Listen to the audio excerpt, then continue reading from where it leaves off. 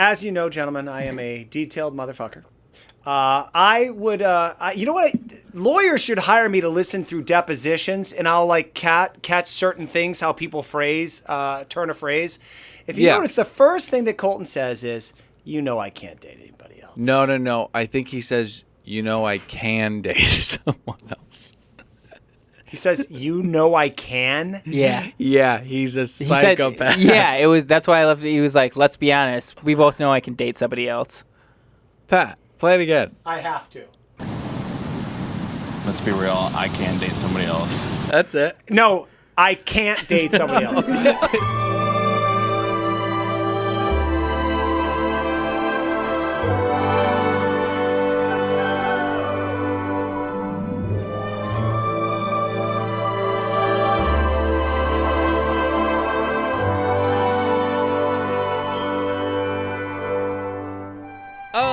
Hello, and welcome to another brand spanking new episode of another Bachelor podcast. My name's Dylan. I'm saddled up next to one real Nicholas Davis. What's going on, everybody? Hey, and then Patrick's over there behind the glass. Hi, guys. Back in the stew, covering this wonderful season of Bachelor in Paradise. Guys, do we want to just jump into it? Actually, can I get to some business, Dylan, before we start? Yeah, I had a feeling. Okay. Last week, I suspended several members, several baby birds from the group, and I asked Crazy them, power move. Oh, man. It sent shockwaves across the internet. I mean, boy, I had no idea what the Facebook group. Right.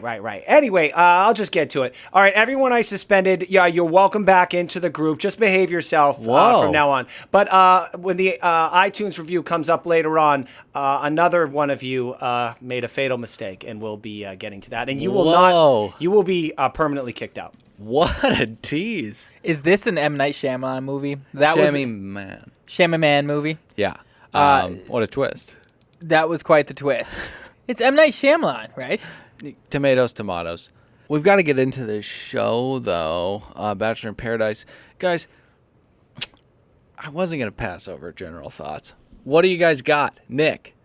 The first half hour with Tia and Colton and Chris really dragged, but I felt like it picked up steam as we went along, and it had its moments. 7.2. Pat? Never has Nick Davis been more correct. I would say my thoughts, but they would mirror what he just said. And you know what? I don't want to be a broken record and just say what Nick said. I agree completely. 7.2. Last week, Crystal and Chris had kissed. The big controversy. Say that 5 times fast. Chris and Crystal a kiss. Chris and Crystal a kiss. Chris and Crystal a kiss. Didn't do a very good job, but this has earned her... On purpose to show how difficult it was. No, I don't think it was on purpose. This has earned her the trophy of the first blonde that Chris has ever kissed. It doesn't come free. She gets drawn into a love triangle, which is a term I know Nick had a problem with in the past. And she described it somehow with 4 people, so even more atrocious. Well, there was 4 people to be fair, and perhaps she's good at math. Rhombus. Geometry. Then it would be a rhombus, a parallelogram. Right. A rhombus. Anything with 4 corners. Piss me off. Piss me off. Yuki and Wells thankfully break down this very, very complicated 3-act story of Chris kissing Crystal. It is tough to say. And I thought that was really funny. Yuki's kind of grown on me. They're using her more. You weren't on board right away? We talked about this. There's a ceiling to somebody who can't speak English. But with subtitles, it really helps. It's true. Pat? I was going to say, thank God Wells and her are here for that. I mean, God.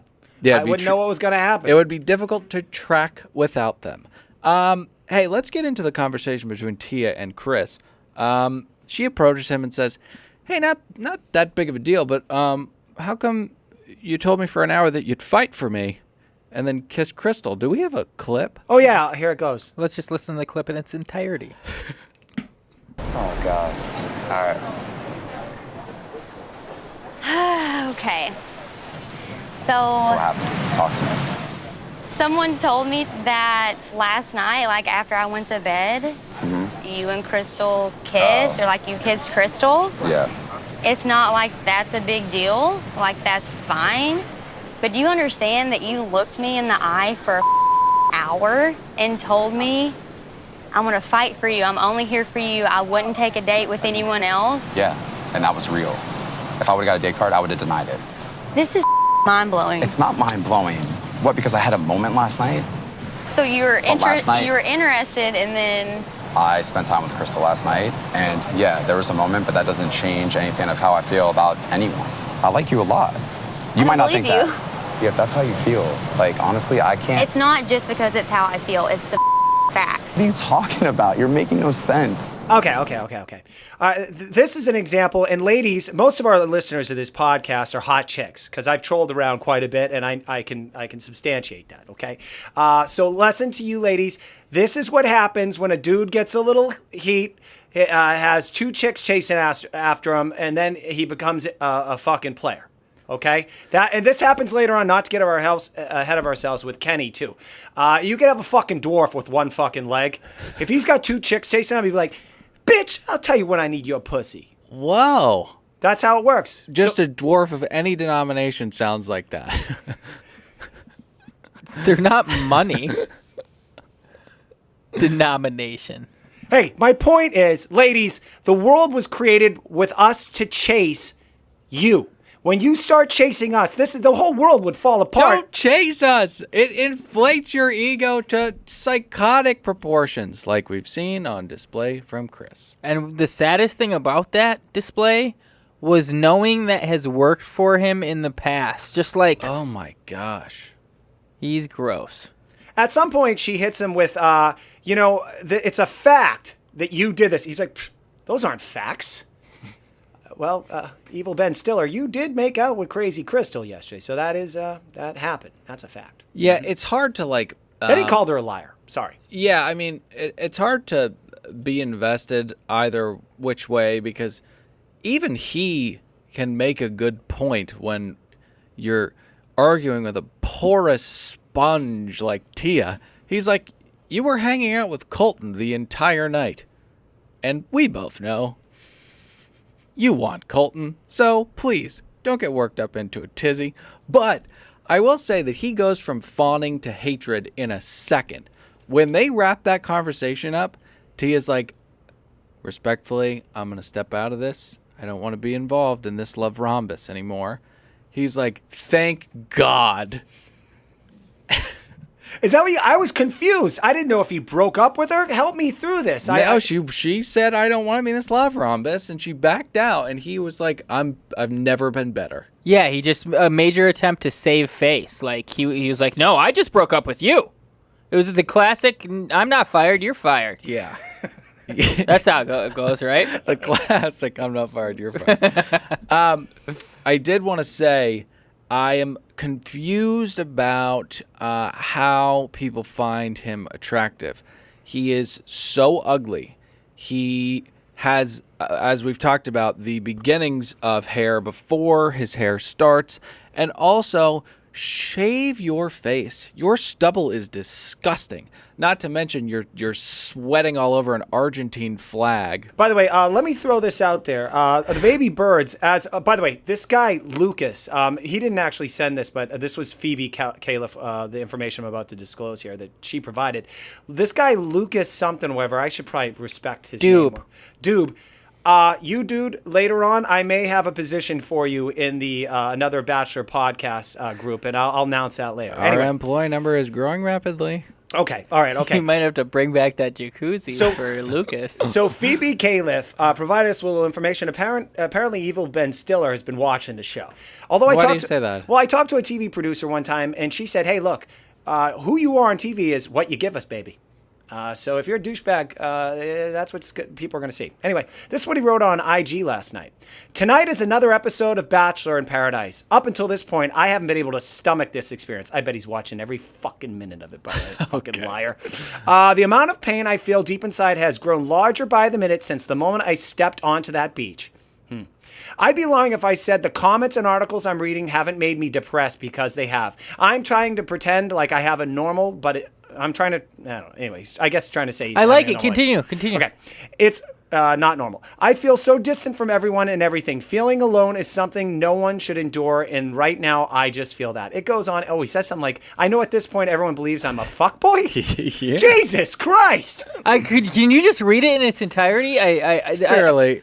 I How think, long is it? It's pretty long, but I feel like we got the gist. This guy's riveted. He's not liking how he's being portrayed on TV. Nick, what do you think of this? Is this guy going to? Is he going to fucking hang himself on a fucking doorknob? I think it's all.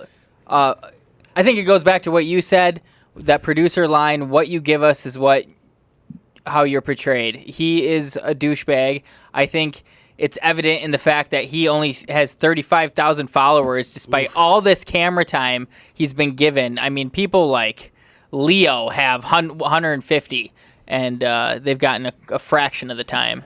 I think it becomes a pretty empty existence after this. It's almost like doing cocaine all night, like at a Vegas club, and then you go back to your room, maybe have a couple girls back there. You're at the top. But eventually, there's a come down, and the next day really sucks. And the next day for him is the rest of his fucking life. Yeah, pretty brutal stuff. You know what else was pretty brutal? Crystal weeping by the pool. Because she's so distraught about this whole thing. She goes around and talks to everyone, including Bibiana, and they have this kind of seam-mending conversation because, as we know, BB's drop the mic moment was directed at Crystal. I don't like this. I want them to fight and hate each other forever. Yeah, by the way, Jordan was also there comforting Crazy Crystal at this point. Boy. Right. He mentors a lot of people this evening. He's quite the Sherpa for these Bachelor in Paradise cast members. He's like Grandmother Willow to the island. Now, also, he's like a watching everything happening, Jordan. I got to give it to him. He's very omniscient. He's very perceptive. I don't know if you're going to get to this, Dylan, right now, but Jordan at some point approaches Evil Ben Stiller at a bar. Yes. He wants to know what's up and also tell him what time it is and tell him how we should probably proceed in the future with big moves. Right. You know, it was at this moment where I kind of realized, and it made me sad. I know we've had a lot of controversy in the past, and alcohol has kind of been the root cause of it, but I wish they were drunker. I just wish they were more drunk. I think it would be better. See, I've gotten this thing. I feel like they're all at this constant. Maybe they're just hitting that 2 drink per hour thing just constantly, and they're just never going overboard. Because Give me 3. They're all eyes glazed over and look like they're out of it. But you're right, the shenanigans aren't ensuing like we want. They're just tired, drunk, and right. What they're doing is day drinking in extreme heat, but not enough to get crazy, but just enough to get very tired. All right, so peeps, I have a take on this. Okay, so as you mentioned, the 2 drink minimum thing, that is the result. I hate you, that whore. That dumb bitch. F you, Corinne. Corinne, you ruined this for everybody. Okay, now. One bad egg. So now these guys aren't getting lit up and having the fun. I mean, we've had threesomes on this franchise before. Okay. Now my second take is. Now my second take on this is, I think the producers talked to the talent this season because last season, a lot of the people coupled up and were really boring early on. Like Taylor and that guy Derek, like they just sat on the beach. Ugh. They were boring. No one was going to hook. Actually, the only entertaining part of last season was Deanie Baby playing with people's hearts, and we all knew what a piece of shit he was. But that got disgusting very, very quickly, and it was not good because he did it to such a sweet individual. But that being said, this season, at least people are going on dates or when you think they've coupled up. I guess we'll see next week, but no, there's still some wrenches being thrown. Yeah, I think a lot of that is because of the format. How there's 4 women going home tonight, and then all of a sudden it's even, and you throw 4 men into the fold. Like that's savagery. Yeah, it really is. Demented these Fengalis are. Okay, so Tia has a decision to make, and suddenly she's like really coming around on Colton. Which is crazy. I didn't think that was going to happen. She's like all of a sudden thinking about all the things that she used to like about him.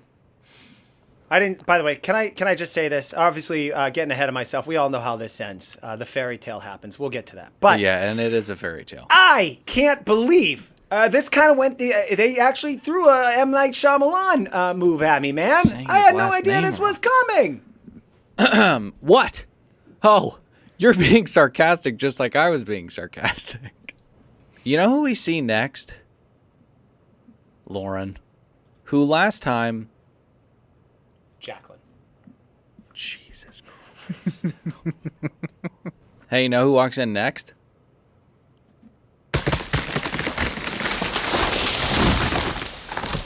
Why? Oh, that's Jacqueline. Why did you play that sound effect? She hit every branch on the way down. I wasn't going to be that. Again, I go back to the word savage about her looks. But I will say, Oh. when we see her, tactical error going after the hottest commodity on the island. Yeah, very, very brave move, Lauren. I respect it, but swing Very and a brave miss. move, Jacqueline. Swing and a miss. And I have to say, I'm a little suspicious of this young lady because the last time we saw her, she had to leave the competition to focus on her studies in med school. But here she is on this island. Yeah. I think through line is that Ari is not on this island. I think that had a Yeah. lot to do with her graceful exit Yeah, that from could her be. season of The Bachelor. She spoke a lot about med school on The Bachelor, and now she's a wannabe psychiatrist. It was always psychiatry. Okay.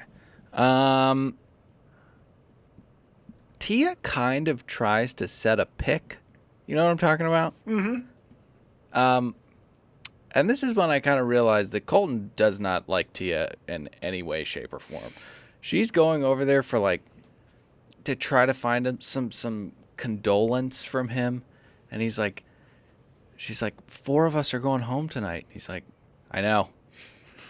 And she's like, I'm so stressed out. And he just stares at her, and Eric is like, it's gonna be okay. He does not want anything to do with her. And she has a meltdown, and he doesn't really console her. Jacqueline takes him away.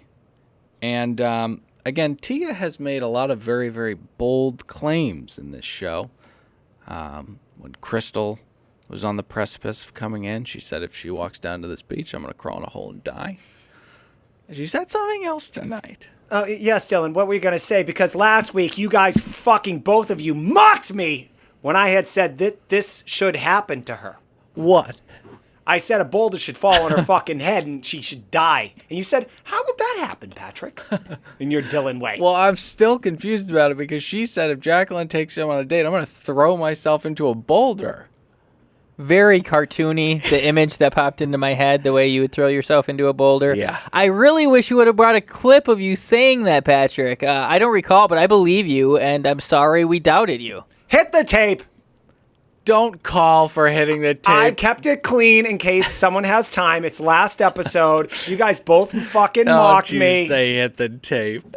This could stay in or not. Yeah. I was actually listening to some of our old episodes, Yes. and the last time Patrick said hit the tape, I need to know who did this. Did he bring the edit himself? Did you do this, Dylan, in post? What happened? It had a tape sound effect, and no, that was me. Oh my gosh, it was so beautifully played. Oh, thank you so much. And I think the saddest part about that is that I was listening to old episodes of our show. that is so sad. Yeah, it's really, really sad. But we're all growing. Hey, Jacqueline asked Colton if he'd like to go on a date with her after wannabe psychoanalyzing him for a little bit. And he says no. Go straight to Tia. Can I say this about little Jacqueline? Yeah, absolutely. Takes rejection very well. She got a tough chin. It's a long chin, but it's a tough chin. She's the Justin Gaethje of Bachelor in Paradise. Don't make UFC references. Nobody's going to get the small Justin Gaethje. The small intersection on that Venn diagram will love it. Oh, hey, guys, can I do a new segment? Yes. Okay. All right, the new segment. I can't speak for him, but I love new segments. Allow me to echo that sentiment. I, too, love a new segment. Okay. Want to know the name of it? Yeah. Okay, it's called Let's Keep It Real. Colton says at some point in this episode, towards the beginning, he says he's still open for love. Right. And he is. unless Jacqueline asks you out on a date. Oh, right. Yeah, that's a very, very good observation. But Let's keep it real, Colton. Let's keep it real. If Mikkel walks down those steps, you're taking that date card. let's be real. Let's be real. If Haley, your beloved Haley from seasons ago, that Oh, right. Unjustly terminated. probably less people know than Justin Gaethje. Fuck Danielle, you. the hot chick, she was an import model. She walks down those steps, asks him on a date. I'm open for love. I'm open for love. Get real, Colton. That's the most relevant example too, Danielle Lombard. Yeah. Hot and well known. Yes. Let's be real. Okay. Let's keep it real. Keep it real. Great segment. Thank you. Great segment. Okay. Tia and Colton. I don't know about you guys, but I feel a little Pavelka in this instance when he takes her to go talk. She's like being melodramatic, and he just has no time for it, I guess. She's like, you're about to go on a date, so let's not even talk. He's like, I'm not going on a date. Let's go talk. I didn't pick up on it, but now that you say it, I can hear it in my head. And yes, Pavelka-esque. Yes, very Pavelka-esque. Guys, I have no notes on this. I didn't care. Do you have any notes on it? Oh yeah. Okay. So basically, where they leave this, like I guess on this edit, this would be a cliffhanger, because Colton basically says, "Hey, let's both leave. Let's both get the fuck out of here. We don't want anybody else, and we're confused about Does our he relationship." say let's both, or does he just say I'm thinking about it? And she says, "I'm thinking about it too."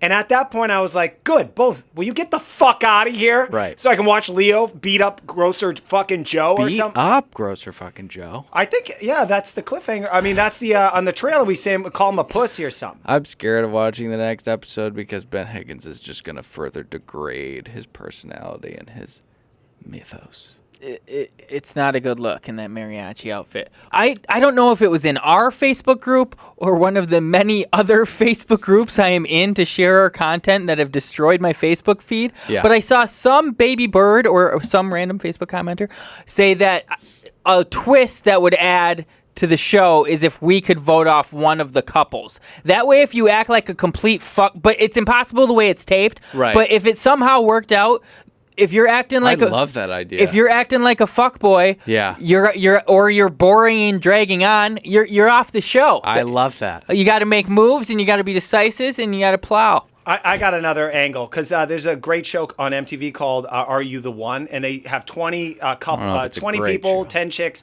10 hot guys, and they basically compete to hook up for $1 million.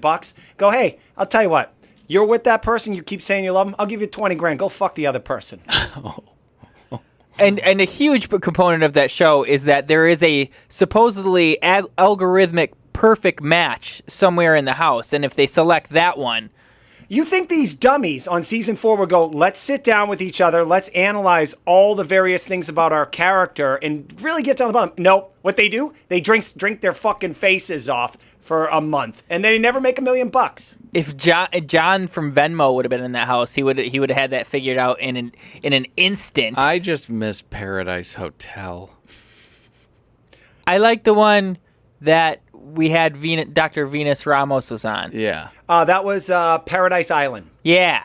Paradise. Temptation Island. Temptation Island, I'm Island. sorry. Yeah.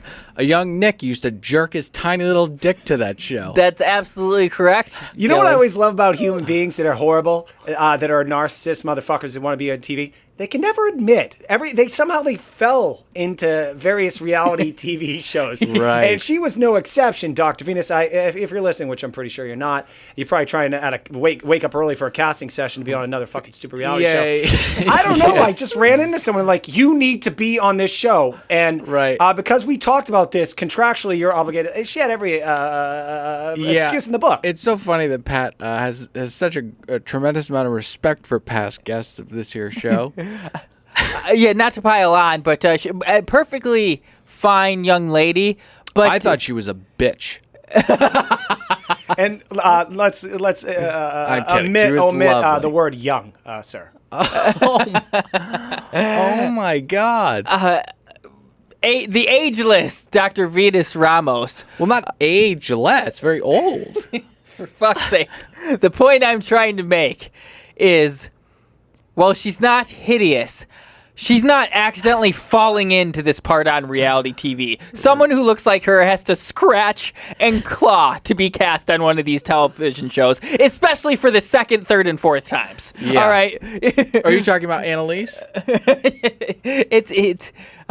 Annalise will never have the definition in her muscles that Dr. Venus Ramos has. Right. But sure. The desperation mirrors each other. I apologize for starting us down this road, and most of all to Dr. Venus Ramos, because I think I called her Lauren. Her name's not Lauren. Her name is Jacqueline. And she goes on a date with Kenny. hey, hold on, Dylan. You're getting ahead of yourself. Kenny, when Jacqueline asks for the date, if you notice, doesn't Annalise slide in, and he says, "Oh, are we making a Kenny sandwich?" Yeah, Kenny Sandwich. I love it. And this guy's a dummy. And the fact that slid off his tongue that quickly, he's used that phrase many times. I don't like that. Oh, are you making a Kenny sandwich? I've never said, are you making a Pat burger? Want to know why? Because I'm not used to two chicks being on both sides of me trying to... I'm glad he didn't say... Because this is like a common mistake when people will make this analogy. Yes. They'll be like, oh, this is like a hot girl sandwich. No. When a sandwich is never named after the bread, it's named after the contents of the sandwich. So he was correct in saying this is a Pretty Boy Pitbull Kenny King sandwich. Unless you're a Jew, in which you say the meat and the On. only bread it's ever on, but you have to say it. Tongue on rye. Okay. Let's get to the date. He's speaking a lot of Spanish, and she's speaking a fair amount of Slovakian, which I thought was beautiful. She's a fucking pretentious little person. Yeah, they're the intellectuals of the island. Oh, talking about opera. Oh, God. And Edgar Allan Poe. Oh, yeah, he asks her what she does, and she says goes to the theater often. Again, this med school thing is not in the picture. By the way, I bet they're both self-aggrandizing, like, hey, see how smart we are? We just mentioned Edgar Allan Poe. Although I don't think it was on this particular date. Yeah, it was. No, Kenny it's and Jacqueline? Yeah, Later. but no, when they talk later and they mention Edgar Allan Poe. But who gives a fuck, I guess. Mm-hmm. Can I just say, the currency that is the kiss in this show is really disgusting. There's like lots of people who just feel like they have to kiss and they don't need to, but they actually do need to because they're on this island. I don't want to get ahead of myself, but the Bibiana and Kenny kiss is just awful. Awful. Especially when it's heightened when 30% of the females have to like secure a spot. So Right. it's these, they're lip locking left and right. Ugh. I don't like to see females put in this position. This show is very sexist, isn't it, Patrick? Yeah, man. Get your shit together, Bachelor. We just skewered someone last week for calling us sexist. I don't think the show's necessarily sexist, but it does challenge societal norms. Right. Well, I was saying, I was more joking about the fact that this show is very sexist. Oh, you're being ironic. Yes. Oh, Yes. I don't think we're sexist. I don't either, man. I keep it real. Ooh. Call Okay. back. That segment's over, Patrick. Hey, okay. So their date's pretty boring. They sit down, they have dinner, and then the production pays for fucking fireworks. Yes. The awkward, forced kiss again. They make out. Yep. Awful. Then they head back to the beach and somehow split apart, which doesn't normally happen. It's interesting. If you had the greatest date of your life, wouldn't you go lay on one of those fucking day beds for like at least an hour, make out some more, maybe try and get your finger, I don't know. Day bed. Oh. Fingering on the daybed. Okay. Oh. Yeah, Annalise goes after Kenny pretty fucking hard here, and he loves it. In fact, takes off his shirt to look, quote, more sexy. And she was so desperate at this point, I'm surprised she didn't pop her shirt off right after him because that was the only thing she didn't do. She was throwing herself at him. We haven't seen a lot of Nisha, but I thought she had some sick shade. She tossed right at Annalise. She was like, that girl's working a 16-hour shift for that rose. Knee shade. Wow. Yeah, do we need to talk about this anymore? I think we pretty much covered it. I would say that only on this show do we live in a world where Kenny gets to take his shirt off in front of a female, and it impresses her. Mm-hmm. What are you talking about? He's got great physique. He's a fucking douchebag, and he's old. It also happened on The Bachelorette. Oh, but I see what you're saying. Okay. Hey, we need to move on to John, the hottest commodity on this island. Asian John. Okay, but before we do, let's jump into a little iTunes ratings and reviews. Hey, Pat. Yes, Dylan. How are you, man? All right. I have a lot to say. I have a lot to get through, so I can't express my emotions right now. I'm just all over the place. You're just about business right now. Yes, I am. I feel like that took longer than saying I'm about business right now. Okay. Hey, look. Last week when we disposed of some members, but that was only a suspension and you're allowed back in. What I realized then was that I'm a guy who likes to be loved. And when I'm loved, I don't like to think that people that love me love other people. Right. I don't know, maybe that makes me a narcissist or something. Possessive. Well, anyway, in the comments section, when I kicked some of the baby birdies out, some trolls came in here. Under the guise that they're beloved baby birdies too. And they started sending our baby birdies that I kicked out or suspended to other podcasts. One being the Bachelor Pad or Batch Pod, some other piece of shit fucking entity that sucks. And so I realized, like, wow, when I break up with one of the baby birdies, what they'll do is they'll fly away. And to prevent that, I am going to make a proclamation tonight. People, baby birdies. If you listen to this podcast and you love it, if you're a member of this Facebook group and you're a baby birdie, I am proclaiming right now, actually, I am insisting that you are not allowed to be a member of any more Bachelor Facebook groups. And I have Haley Whittle on your ass and also Lucas Dube, who I am now anointing administrator of investigation. So got it. We promote within. So if your plans are to be in multiple groups, spreading your love around, giving information to other podcasts on their Facebook groups, I will kick you out. So you either love us or you're fucking out. No, wait. You either love us with full devotion, with no love for anybody else, or you're out of this podcast group. Seems like an unreasonable demand. I don't know how you feel about it.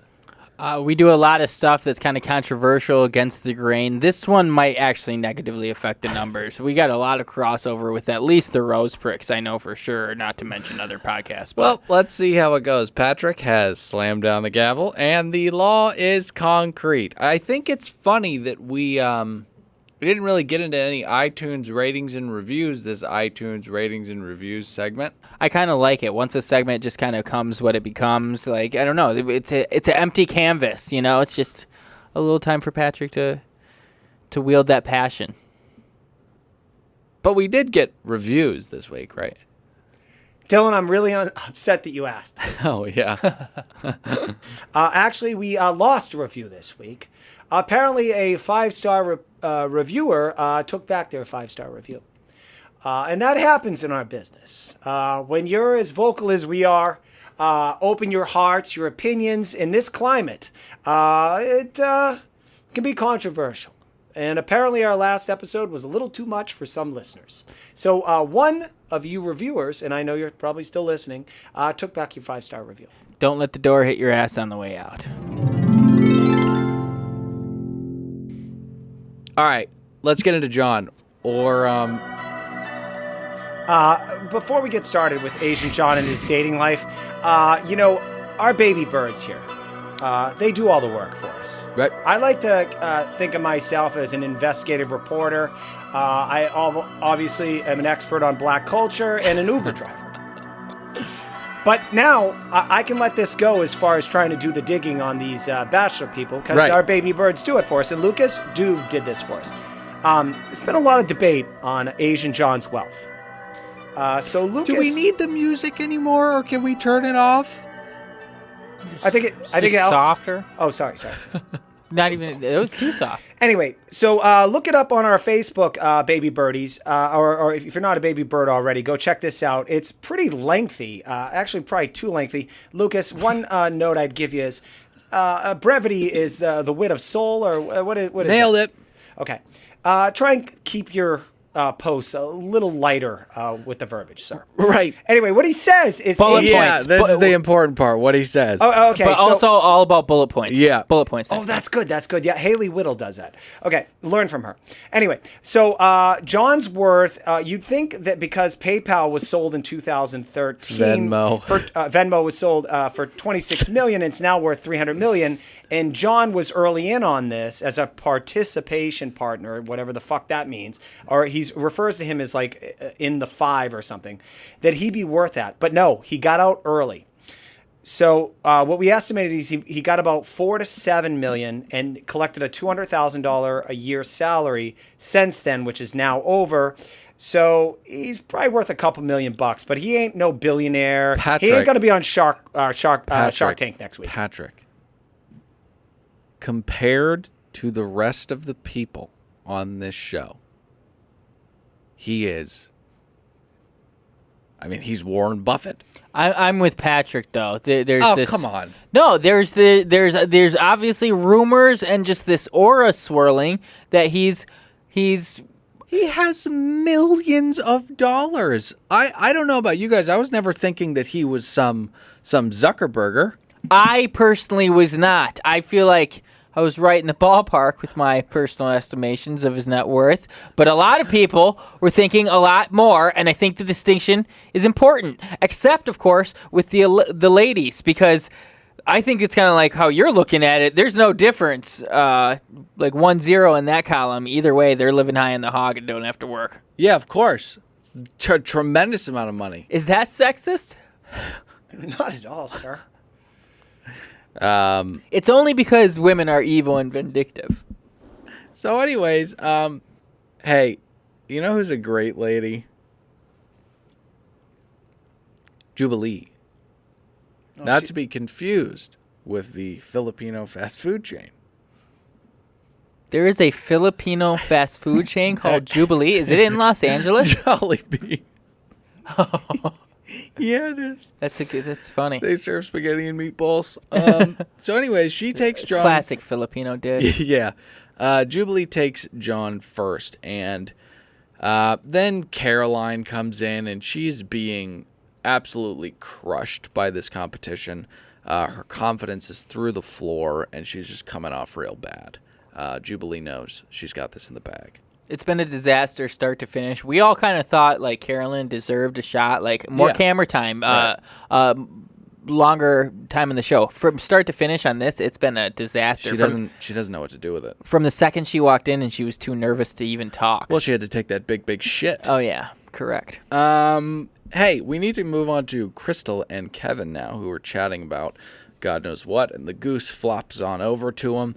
Does Chris do the wrap around Crystal with his arm in kind of like an alpha establishing move to Kevin, or am I confusing this? I don't think he dare do that. Evil Ben is a piece of shit. Right.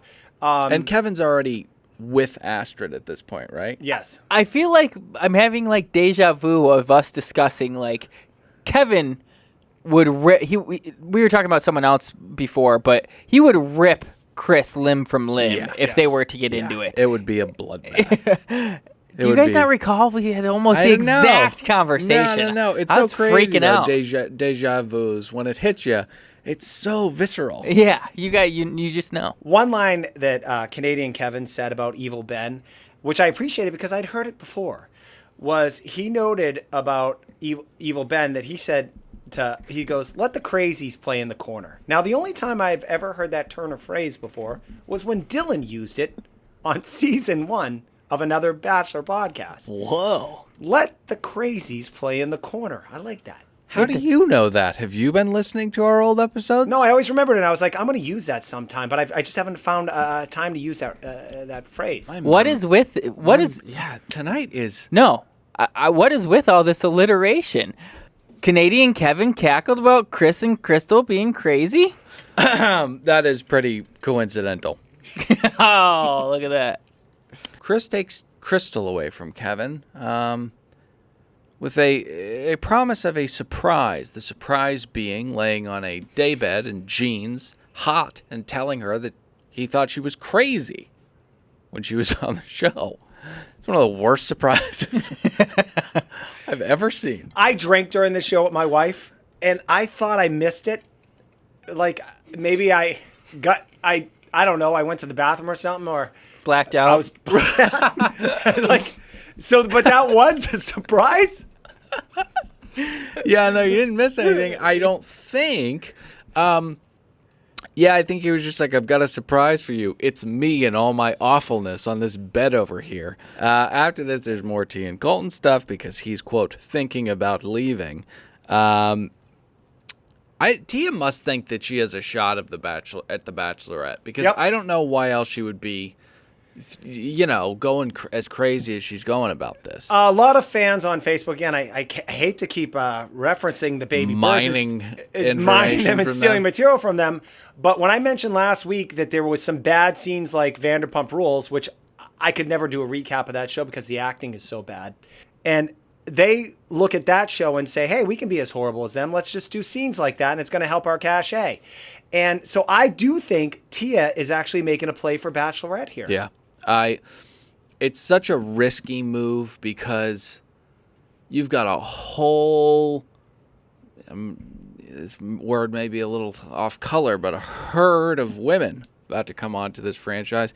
Who knows if you're going to beat out the top three, It's a long shot. It's a long shot. That's a horse that Nick definitely would not bet on. Got to put some shekels. Yeah. Good old Tia. Dude, I feel like there's a wormhole in this room right now. We keep going back to past episodes. It's like Donnie Darko in here. Like it's a fun theme episode, like a sitcom where we just have these fun callbacks. Yeah, we could call it Back to the Future. Oh, maybe it's because Nick did a poll on what are the best episodes. Nope.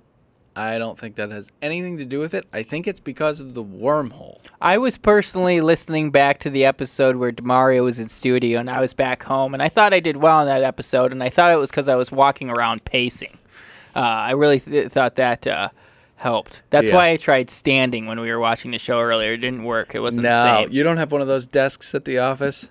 Nope. You stand up and you do work all day like a crazy person? I did at Funny or Die, but it was quickly laid off. So I guess another strike against him. Oh, shucks. Okay. So Evil Ben and Crazy Crystal, they're both idiots. They spent a lot of time discussing IRAs and how they were both the villains on a TV show and how that didn't work out. But they're both IRAs? Roth IRAs? Mm-hmm. She called her IRA Roth, which I feel like I've never heard. I always feel like people say Roth IRA. She said IRA Roth? Yes, I Yes. was confused by that as well, Jesus sir. Christ, I didn't get this. Obviously, you don't talk about him that much because you would have been corrected numerous times. Regardless, I guess it's back on.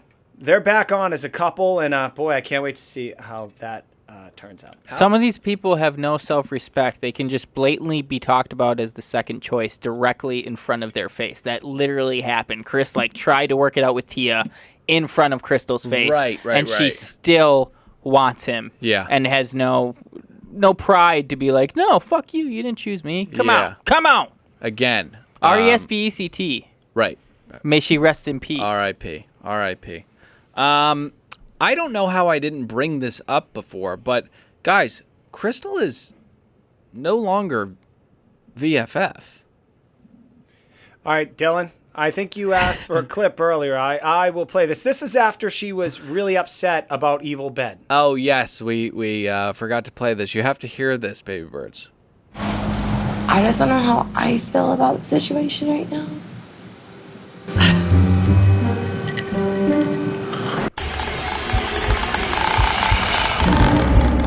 Dylan, Talk about a wormhole. I am so glad. All right, so now I am putting this all together. Dr. Drew did an article, or Dr. Drew, who we work with here, said that childhood trauma, any events of emotional distress cause a voice to be distressed. Now, she was normal the first 3 episodes of this Bachelor Island show. And now that she's a little stressed out, we start hearing the grudge come through, sir. I was wondering if in real life she speaks normally, but when she's in a bloodthirsty competition for male affection, she may turn on the vocal fry a little bit. Ooh. I think Patrick's right. I think it's the trauma, and I think her threshold for trauma is really low. If bitch-ass, chach-fob, Vegas stripper, evil Ben Stiller isn't into you, is what's setting you off and changing your entire vocal structure, you need to toughen up. Or some therapy. Your brother didn't have a house for years and was singed by the unruly Venice Beach sun. His skin felt like leather. He's like a worn couch on the curbside, but people treated the couches better. Hey, we've got to move on. Toughen up, sissy. That's all I'm saying. We've got to move on to Colton and Tia. Do we? Have we ever moved away? I hate this, and everyone hates this. By the way, I know this for a fucking fact. Everyone that's watching this show is like, get the fuck out of here! Jesus Christ, edit them the fuck out. Like, I'll tell you what, just get an edit. Like, I would watch Leo, and I haven't even seen Leo on this show yet, but I know he's going to be an asshole and a drunk and be very violent. I would watch an hour of the unedited footage. Turn the camera on. What were producers doing while they were filming? More interested in this. You're going to faint if you don't cool it. Holy smokes, he's so vascular. But I do agree with everything you said. I would rather watch a reality TV show about Leo just prepping for one performance of Waterworld. Can you imagine him psyching himself up? Listen, I would too. I would absolutely too. The stunts, the pageantry, all that would be fascinating. There is an avenue for Colton to go home. He says, he just lays it out. He says, my two choices are go home and go after Tia. So shocker. He goes after Tia. One thing that I agree with, and Pat, you were screaming, you made mention of it.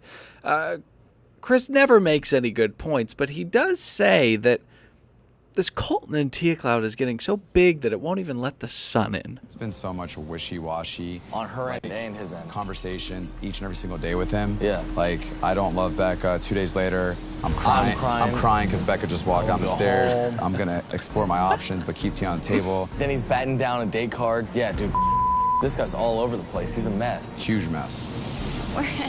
Where are we going? The Colton and Tia cloud gets bigger and bigger, and it's like almost affecting the sunlight that we're getting, and people are just over it. Let us enjoy paradise. Let us not have to worry about all your issues and drama. Let us live. He's very sincere with that metaphor. I feel like he almost believed that the sun wasn't hitting his shoulders because of this fucking Colton and Tia cloud. That being said, Dylan, I agree with him 100. Absolutely. You know that something needs to happen when people are agreeing with Chris. Something needs to change, rather. You know who doesn't need to change? Jordan. He says that he knows exactly what's going to happen with Colton and Tia. He says something about Colton's training wheels falling off after he asks his dad to take them off. I know that he's right, but what does this mean? I was really trying to decipher it myself. Like, did Jordan fuck with training wheels on? Is that? I don't know. I was struggling with the visual. And I can't help but feel like Jordan probably, as a youngster, as a mischievous little youngster, probably loosened up a couple training wheels on his enemies in the past. That's just a theory. There's definitely some dead animals in his past. Yeah, he's like that evil kid from It. The one with the mullet. Is there an evil kid in It? Oh, yeah. He's really scary. He's the scariest part in the movie, in my opinion. All right. We need to talk about fucking Colton and Tia one more time. We have a clip of them talking and finally making the very brave decision to be with each other. Pat, play the clip. Let's be real, I can date somebody else. It's not what I'm here for now. So what does that mean? I think that you and I owe each other an opportunity and a chance to really do this. We need to give this an honest go. You're choosing me. I am. I'm happy when I'm with you. I have fun when I'm with you. Like, it's effortless. And I'm finally not scared. And let's see where this thing goes. I'm ready. As you know, gentlemen, I am a detailed motherfucker. I would, you know what? Lawyers should hire me to listen through depositions, and I'll like catch certain things, how people turn a phrase. If you notice, the first thing that Colton says is, "You know, I can't date anybody else." No. I think he says, "You know, I can date someone else." He says, "You know, I can." Yeah. Yeah, he's a psychopath. That's why I loved it. He was like, let's be honest. We both know I can date somebody else. Pat, play it again. I have to. A man's life could be on the line. Let's be real, I can date somebody else. That's it. No, I can't date somebody else. It's CAN. What kind of narcissist motherfucker would start a conversation? Dude, he's like a diabolical 7-year-old. After we're done recording, we'll watch it on Hulu with. He says I can't date. Can we both wait? Hold on. Can we at least admit that the can't and can't sound similar? Of course we can. But I'm saying that. I'm gonna turn it up, and it might hurt, and it might actually peak. Well, what? Real, I can date somebody else. It's not what I. God. Holy shit! Yeah. Listening back, I thought he said I can't date anybody else. Right, and it does sound like I can. What a motherfucker! Yeah, it's a weird thing. It's so crazy. This was the least romantic union Right. ever. Yeah. You finally worn me down with all your bitching, and I literally have no other choice, or else I will be forced to leave the island. So I must be in a relationship with you. And she can see and comprehend this tone, this demeanor of the man she's sitting across from, yet she is ecstatic. She is so fucking happy. She's screaming. She did the Macaulay Culkin hands on her cheeks. She's so... Patrick knows what I'm talking about, baby. She's so submissive, like tragically so, you know? She's like, you're choosing me? Ugh, it's gross. And Colton doesn't even know what to do with it. And then, by the way, of course, the production has to have that huge crescendo of music. Yeah, which really made those harsh, gross words from him somewhat soft. But no, if you strip that away, he sounds like a psychopath. Jesus Christ. God. I would have walked away from this and said, a completely different take on it. I don't know. A man would be sentenced to murder. Listen, the well twin. they play a montage of their budding love. It was 4 scenes from the same date. Oh, Skidoo. The boat that they got onto the Skidoos from. Jet the skis. dock. It's jet skis. Jet skis. The boat where they got on the jet skis from. The dock where they got onto the boat from. It was all the same and not romantic. Yeah, like, I don't know why they're trying to drive this home or fake this. But they have not been in a relationship for years. They don't know one another. I am floored that I missed that. Again, I hate the fact that a man would have to die Yeah. based on my findings. So maybe you shouldn't be hired by lawyers. Dude, the lawyer would be like, are you sure? Dude, they say he's the best in the business. I mean, I swear. No, dude, he comes highly recommended. Okay. Ultimately, he wants absolutely nothing to do with her, and that is not... It could not be more evident in the little snippet we get of Tia's mic being hot and saying, come on, use your tongue. Which, we didn't see it, but it must have looked like her slopping a disinterested face. The whole thing is so awful. I think it could have been disinterest. It could have been just ignorance. Just not knowing what to do. I don't know. feel like 26-year-old virgins are pretty good at kissing. Yeah, that's true. That's all they can do. So, gentlemen, what they're saying is there was a little clip as they led to the commercial break of use your tongue, Yes. leading us all to believe that it was eating Tia's. Not how I took it. Yeah, me neither. How would eating without a tongue look like? Just smashing his nose into it?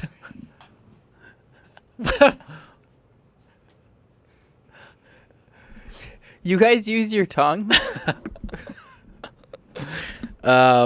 We got to move on to the early stages of the evening in the rose ceremony. Jordan shows up in a romp him, and Ooh, not true. what? Not true. It's not a romp him? It was a vest and pants. It was also part of a suit, as he actually mentioned. Got it. I am so sorry for that mistake. Eric has some choice words. We don't hear a lot from him, but tonight we did. Yo, Jordan, your outfit. Wow. You sound like Gordon Ramsay when you do that wow. You know how Gordon Ramsay does that wow where he eats something bad and he goes, Despair. Like, wow. This place. check out Hell's Kitchen. I had a buddy on it. No, I'm sorry. It was called, what's that where your restaurant sucks and they close it down? Kitchen Nightmares. That one, sorry. What are you doing? I love your... I don't even know that guy or watch the show, but I love that impression. Reminds me of your Eric Bana. How's my Eric Bana go? Play footy. I don't know. I thought Eric was being a little dramatic. But a great clip nonetheless. This was the first time of many he opened his mouth, and I wanted him to shut it tonight. Whoa. He really started to get under my skin. But Yeah. take us through what Perspired. I know that's what I was gonna say. They are sweating, but we will get to what transpired. transpires. The rose ceremony is approaching, and Chris Harrison comes out with his bell and dings it. And he says, 4 of you are going home, so get to kissing. Hey, would you like the roll call on the established couples who Nope. doesn't need to... I do. Roll call! Hey, hit the music! Astrid and Canadian Kevin, Kendall and Joe, although watch the trailer, we don't know if that one's going to hold down. All right, and Colton and Tia, get the fuck off the island, you two fucking attention fucking horse. Sick of them. Those are the 3 couples. Everyone else needs to still fight for love. Got it. Well, you mentioned Kevin and Astrid, who are adorable. I love them. They seem like they actually really like each other, like 2 reasonable, normal human beings. The sausage kiss was very cute. And they can be funny, filthy together, which is an important thing to have in a relationship. Oh, we'll see if it works out. He seems like just a very real dude. Yeah, like, he seems like a great guy. He'll be chilling just like with all the other girls, giving him advice, and not like pathetically hanging on to him, just like hanging. He's just there. He's there to be a good guy. He doesn't spill tea. And we have talked a lot about his forehead, his features, and his resemblance to a hunchback. But I do think he's a good guy. Yeah, I totally ship him and Astrid. You guys know that one? Yeah. When you ship a couple, it's like, oh, you like really see them together. Like I don't ship Tia and Colton, but like I ship Kevin and Astrid. I'm pretty sure it was the Nina, the Pinta, and the Kevin and the Astrid. Right. Oh, wow. bunch of ships. Like I ship Meghan Markle and Prince William. Oh yeah, Yeah. Ship them hard. I think they should switch. We were discussing this off mic, of course. Ariana Grande and Pete Davidson. Yeah, Peter. We ship them hard. Yeah, we ship them. Meaning it's not going to work out. No, they should be in a relationship. Oh, no way. Let's move on to another couple I think we'd ship. Jenna and Jordan. The producer asked Jordan if he's scared of falling in love with her, and Nick, the 4th wall was broken. Never like it. If you're gonna talk, producers, put a mic on yourself. Yeah. All right. I don't like this subtitled, low, shitty audio. Yeah. It's not a fun.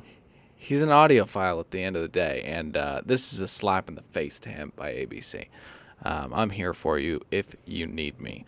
Again, we mentioned John, a hot commodity, involved in a love triangle that is not a love triangle because Jubilee and Caroline are not having sex with one another, nor are romantically interested in one another in the least. But, nonetheless, he's in a love triangle.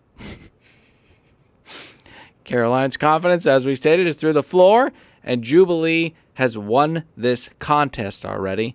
In fact, he's so confident around her that he pops his shirt off.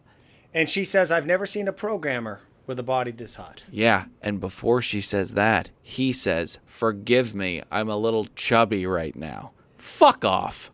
Oof. Fuck you. You look like Liu Kang. You have the torso of Liu Kang. Who's Liu Kang? Mortal Kombat. He's from Mortal Kombat. He's one of the original 8. Oh, and his body looks like that? Oh, yeah. Kind of, yeah. My wife saw Asian John's body, and she was floored. Yeah. I was too. He doesn't look that ripped. What? He's totally ripped. No. With his shirt on. Yeah, when he's covered up. You can't tell. I was impressed with Jubilee's body. You can see a six-pack through her little dress there. Yeah. She's gorgeous. She's a private military contractor. She's even able to get past the hurdle that she does not have X-Men-esque superpowers because her name's Jubilee. It's not even that late. I love that name as a superhero name. Hey, guys, did you catch this line? I'm sorry to digress for a second with Jenna and Jordan, but we're not getting to the finish here. When Jenna and Jordan are talking, did you catch that she said, I'll be able to do something for you later? Meaning a blowjob? I think that's a safe bet. Yeah, I think that is what she was talking about. I think he thought rose, which is more valuable in the competition. But I do think that she meant oral sex. And I have no doubt in my mind that that woman can just give a wicked, wicked blowjob. So, anyways, guys, remember, a storm is brewing. Bibiana's got to figure out a way to stay on this island, and Kenny is her route. I don't like that Kenny does this. He's got his daughter Mackenzie watching. Of course, she's going to be watching this show. She sees her daddy. Obviously, she's probably involved with her mommy, too. Now, daddy's laying down on a beach. She's probably a little confused. Like, all right, so then this chick shows up, and you make out with her. Right. And then you talk to this other chick for what seems like 2 seconds. You make out with her. And then next victim, by the way, I'm talking about Winona, Bibiana, and Annalise here. Yeah. No, I'm totally with you. He's like, his daughter, who is somehow a wonderful human being, is going to watch him romantically and emotionally commit to Annalise and then make out with everybody else that steps before him and wants to make out. I felt horrible for Bibiana. I don't know why she did this. Just get off that island, girl, with your dignity and your head held high. Well, Dylan, where else she going, man? Where else she going? Like throw like Try again next year, baby. Try again next year, baby. Last ditch effort to hold on to something. I guess. Well, it does not work, And quickly going back to Kenny and his relationship with his daughter, if he doesn't clean up his act, she's gonna end up hanging around professional wrestling locker rooms, trying to get the attention of any man that's gonna help that would help her get back at her father. I couldn't agree with Davis more. This is what happens. By the way, can you imagine now in the future, 15 years from now, we're going to have therapy offices totally running 24 hours going, my parent was on Sluts Love Rock Stars. She slept with 4 I guys. Love that show. Yeah, VH1 or E has this.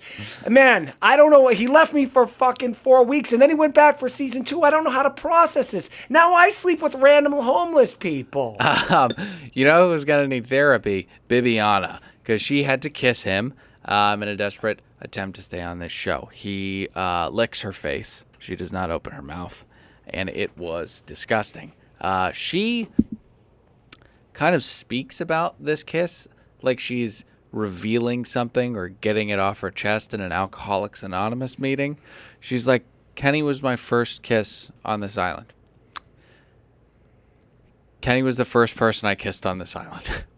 And the whole group cheers because she's been sitting in the meetings for a year without saying anything. Yeah, just drinking black coffee and smoking. And then we give her a fucking cake. Just going in on those donuts.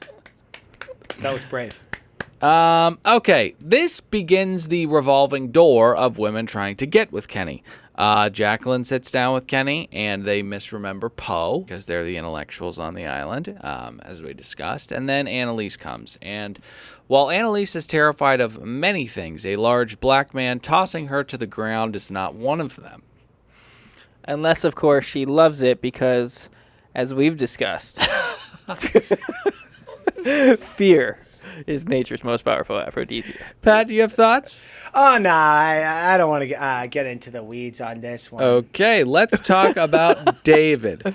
Now, David has given Jenna Chicken Man a birthday cake, and he has also given her a birthday present in the form of a grand prize carnival dog.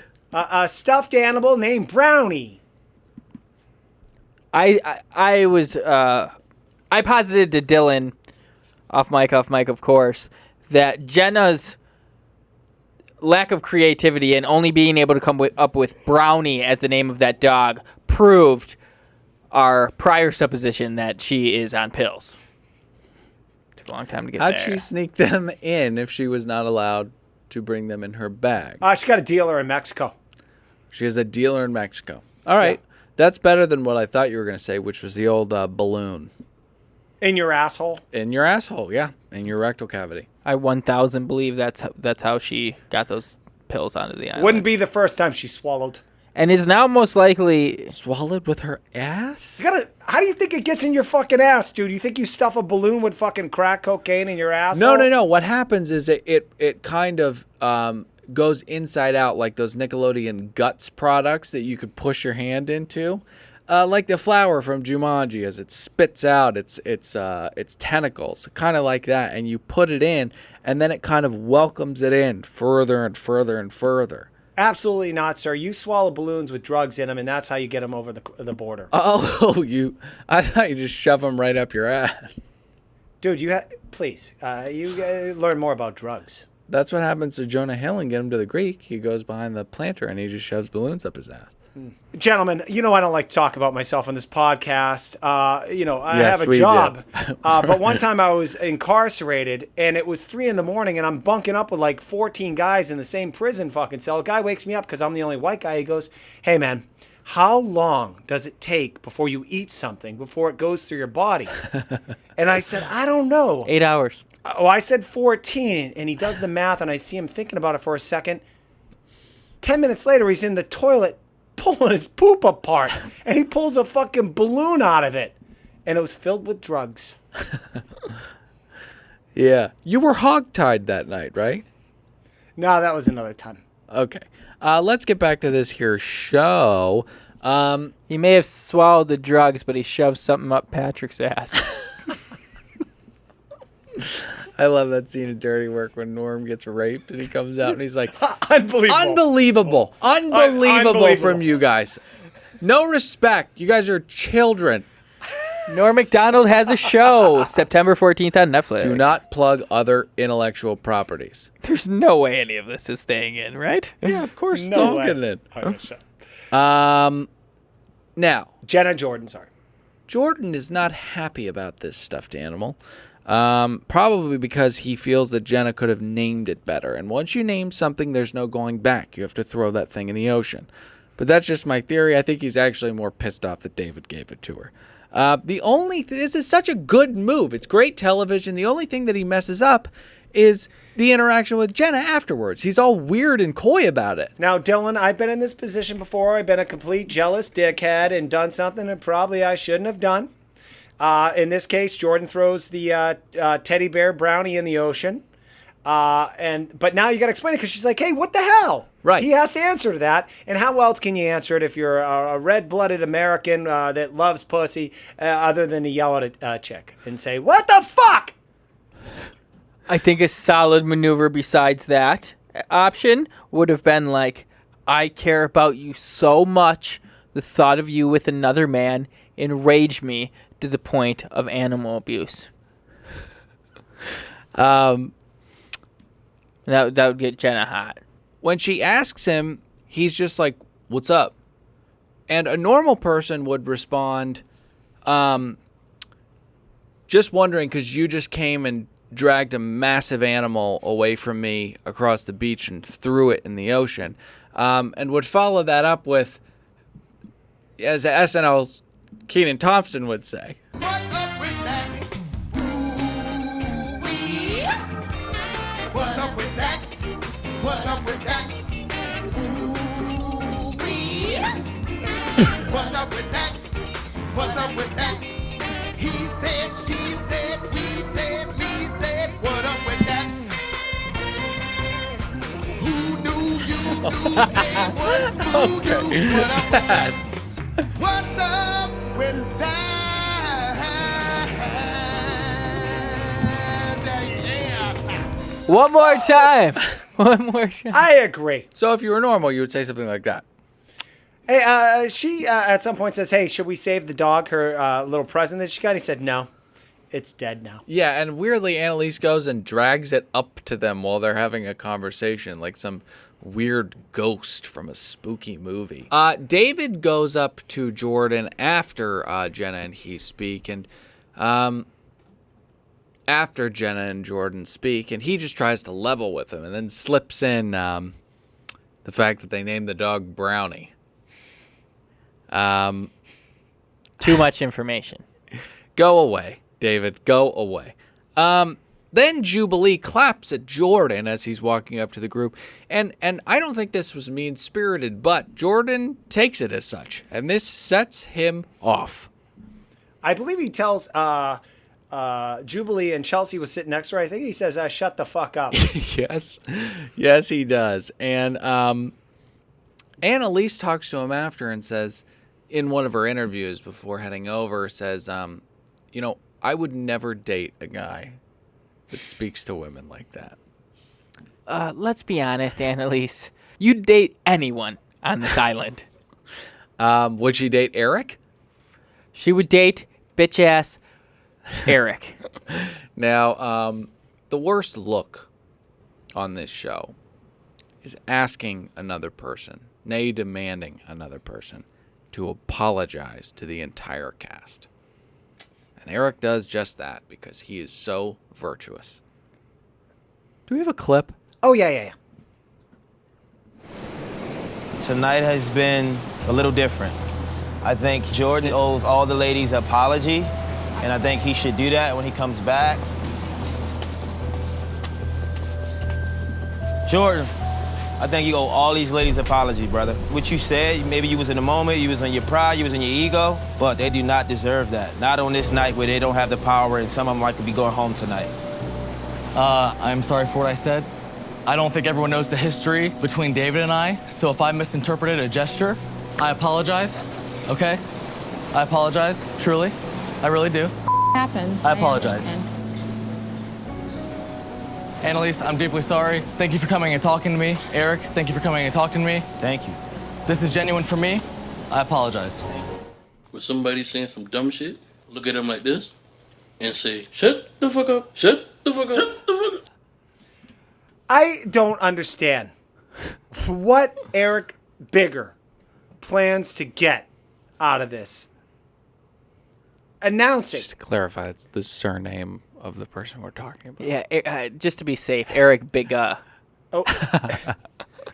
What the fuck? You think you're going to get laid tonight for demanding an apology out of a gay man? Or You said you weren't going to bring that up again. I waffle, but fuck you, Eric Bigger. Jesus Christ, we're all on this show to be entertaining. Him throwing that in, all right, maybe he shouldn't have told two women to shut the fuck up, but I'll tell you what, I've done it.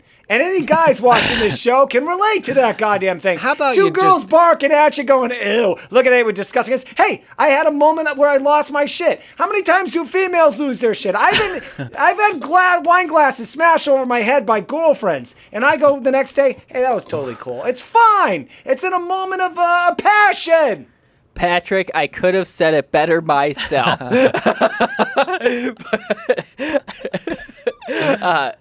Eric has no business even chirping in on this. They were saying I misused chirp. I wanted to get chirp in there. I'm sorry. But seriously, he should have shut his mouth. It's really ironic that the black guy is the white knight. Too harsh. I hate that Eric is such a white knight. Like you said, it's the least attractive trait on this island.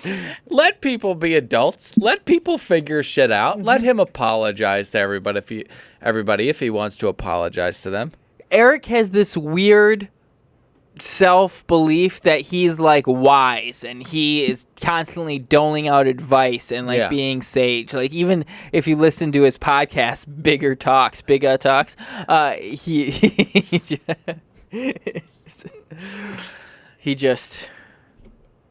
just tells other people what to do, and I'm telling you, he should stop it.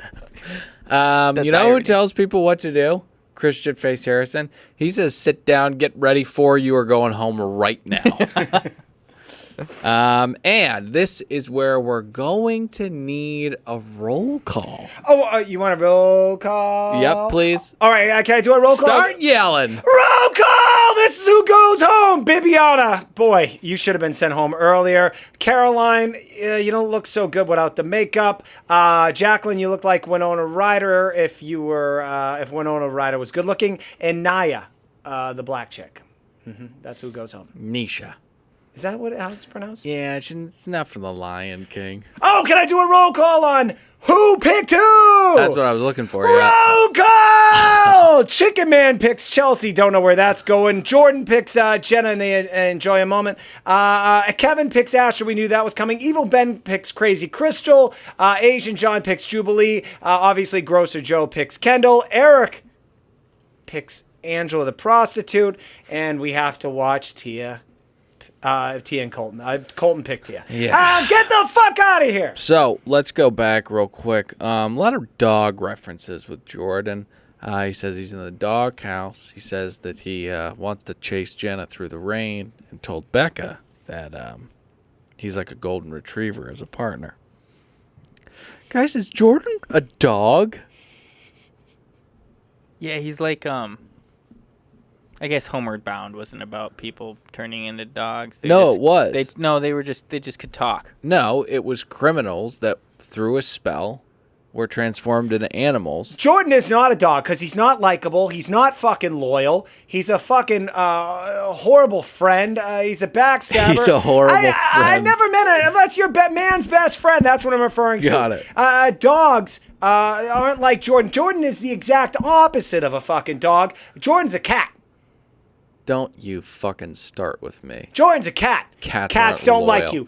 Cats shut up. Poop when you're not looking around. Shut up. Let's get on to John. Dylan has never seen Homeward Bound. Let's get on to John, who ruthlessly picks Jubilee. Caroline, who was hoping to find the Evan to her Carly, is going home. What a appropriate analogy for her to pick. Yeah, and then Bibiana is sent home because Kenny ruthlessly and foolishly picks Annalise. And Bibiana, who is hoping to find the Tanner to her Jade, goes home. I think you're wrong about foolishly on Kenny's part because Bibiana would throw him to the curb the second 4 new men show up, whereas Annalise she's around for the long haul. Always pick the girl with the lowest self-esteem. I think you're right. And the weakest jaw. Dude, at Paradise, you want the low-hanging fruit. Mm-hmm. Jacqueline goes home on her birthday, which was sad. And the producers rub it in. Hey, eat this cake and talk about how sad it is that you got dumped on your birthday. On my birthday. Shucks for me. By the way, go back we need to shut the show down. Errors and omissions. Go back to school, Jacqueline. Jesus Christ. Hey, can I say something? Yeah. The best part of this whole show, which I was looking forward to, was the trailer for next week's episode, which is the hurricane that is Leo. You mean tomorrow night's 2-hour episode? Yeah. Benoit's coming too. Ugh, Benoit. I'm excited to see Leo. There's a lot Schmeeds news surrounding Leo I would like to get into. Yeah, we're going to get into all of that, and I may or may not be on the phone for that episode. We'll see. It's almost definite. We've got to get going on this here show, but before we wrap this show up, we've got to get to a fan favorite segment, Errors and Omissions. Okay, guys, it's this week's Errors and Omissions. I'm not even going to tell you it's places where we erred and things we omitted. You're not going to tell them that? I am not going to. I think if you did, it would kind of clear things up because it's kind of tough to get a hold of. Oh, then this segment is places where we erred and things we omitted. Got it. It's Pick on Dylan week this week. Uh-oh. Did I say this? I think I said this one other week. I say some stupid shit. What do we got? They're not even that big, but I mean, you got to have this segment. Man, the social media's went crazy when we've had these segments where there are no errors and omissions. Right. They're like, that's not the soul of the segment, and they're like super passionate about it. Right. But anyways, very quickly, just earlier in this episode, this was like a shit late audible. Yeah. You said Lion King, Naya. Well, not that was a character from the Lion King, just that it sounds like it could be a young cub, maybe off screen. Maybe not a principal character. It sounds like I just landed myself in errors and omissions because I made an error in what Dylan was thinking. And okay, then that's fair because of course the Lion King character's name is Nala. Wow, Dylan, thank you. I almost didn't believe you, but that just solidified it. Come on. But it's funny because when he said Naya, I did have the same Lion King thought, but I quickly was like, that's not the actual name. It invokes a young cub with an African name. No doubt. Okay, well, hey, egg on my face. That's why we have this segment. Patrick is riveted behind the glass. We have one more. We have one more error. And this is hearsay. I had never even checked it myself. I was gonna pull the clip. This is me too. Yeah. But a baby bird, longtime baby bird Jen reached out, said that at around 8 minutes on episode Jenna Has Pills, you said Jordan and Becca. You dumb idiot. God. I wrote mea culpa time. Mea culpa. I wrote Becca in my notes maybe every time she was on screen and fought tooth and nail to say the right name. I didn't cross them out and write the proper name with a pen or pencil. I trusted myself to get through the entire thing without making an error. That sounds eerily similar to something that happened this episode, which may or may not be heard because this episode, in fact, has a different editor. Little peek behind the curtain. Mike's like Tears and Fears. We don't want to show them how the sausage is made, but we do want to give them more hot pod, and we'll be back soon with more of that. We got to talk about Leo. We got to talk about that awful guy Benoit. We got to talk about. I love Benoit. Shut up. He's awful. Awful. He's so soft. We're gonna get into all that next week. Until then, jump in those iTunes ratings and reviews. Find us on Facebook.com/group/ Another Bachelor Podcast. And on Instagram at Another Bachelor Podcast. Until next time, I'm Dylan saying goodbye. Nick, say goodbye. Goodbye. Pat, Bye. say goodbye.